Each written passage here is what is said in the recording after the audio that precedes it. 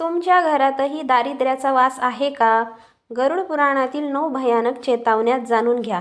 श्री गणेशाय नमः. जय श्री हरिविष्णू. हे नारायण, हे लक्ष्मीपती, आपल्या कृपेशिवाय या संसारातील कोणताही प्राणी श्वाससुद्धा घेऊ शकत नाही.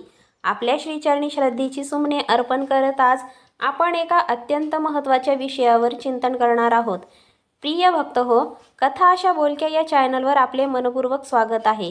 आजचा विषय केवळ गरुड पुराणाच्या गूढ ज्ञानातून आलेला नाही, तर तो आपल्या प्रत्येक घराच्या परिस्थितीशी थेट जोडलेला आहे.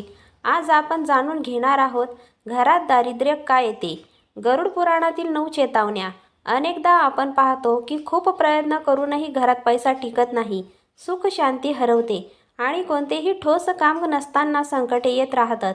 याचे उत्तर कुठेतरी आपल्या आचरणात, दिनचर्येत आणि जीवनशैलीत दडलेले असते, जे गरुड पुराणात सविस्तर सांगितले आहे.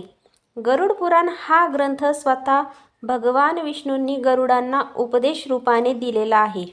त्यामध्ये सांगितले आहे, न गंगा स्नानम न जपम न होम न दानम न तपो न च साधनम च यदा लक्ष्मी नाराजती तदा निस्व भवती नर.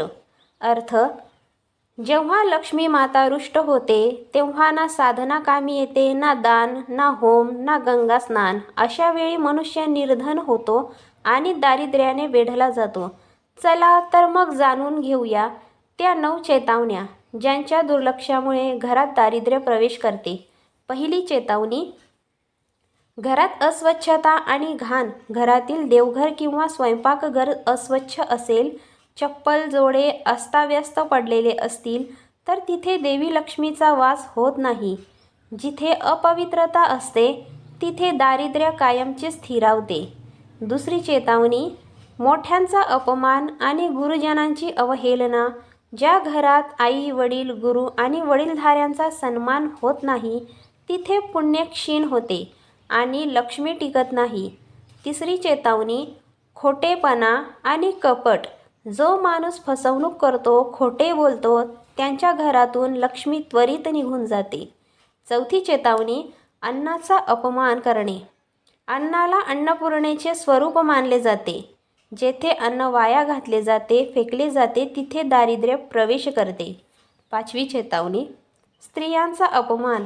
गरुड पुराणात सांगितले आहे की जिथे स्त्रियांचा सन्मान होत नाही तिथे 33 कोटी देवताही टिकत नाहीत. अशा ठिकाणी दारिद्र्याचे वास्तव्य असते. सहावी चेतावणी, गौमातेची व ब्राह्मणांची अवहेलना. जिथे गायीची सेवा होत नाही किंवा ब्राह्मण